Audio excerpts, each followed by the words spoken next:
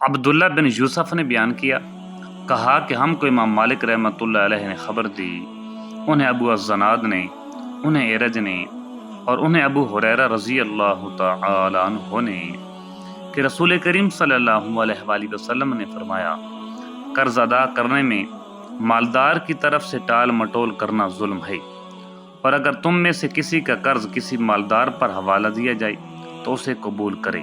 صحیح بخاری حدیث نمبر 2287۔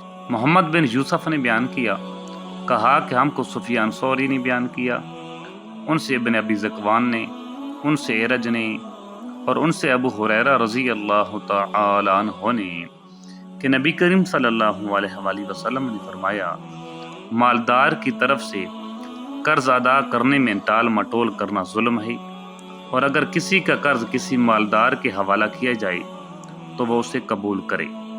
صحیح بخاری حدیث نمبر 2288۔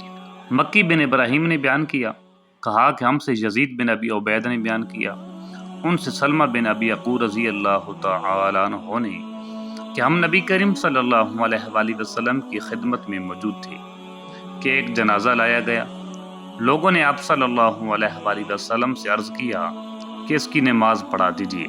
اس پر آپ صلی اللہ علیہ وآلہ وسلم نے پوچھا، کیا اس پر کوئی قرض ہے؟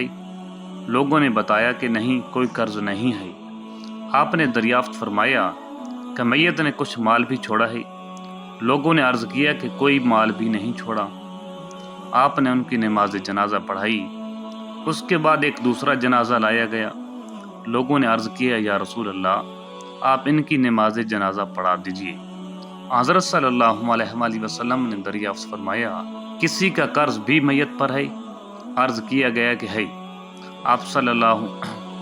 پھر آپ صلی اللہ علیہ وآلہ وسلم نے دریافت فرمایا، کچھ مال بھی چھوڑا ہے؟ لوگوں نے کہا کہ 3 دینار چھوڑے ہیں۔ آپ نے ان کی بھی نماز جنازہ پڑھائی۔ پھر تیسرا جنازہ لایا گیا۔ لوگوں نے آپ کی خدمت میں عرض کیا کہ اس کی نماز پڑھا دیجیے۔ حضرت صلی اللہ علیہ وآلہ وسلم نے ان کے متعلق بھی وہی دریافت فرمایا، کیا کوئی مال ترکہ چھوڑا ہے؟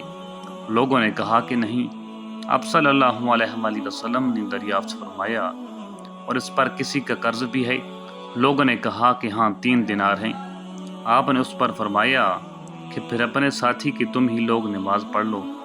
ابو قتادہ رضی اللہ تعالی عنہ بولے، یا رسول اللہ، آپ صلی اللہ علیہ وآلہ وسلم ان کی نماز پڑھا دیجیے، ان کا قرض میں ادا کر دوں گا۔ تب آپ نے اس پر نماز پڑھائی۔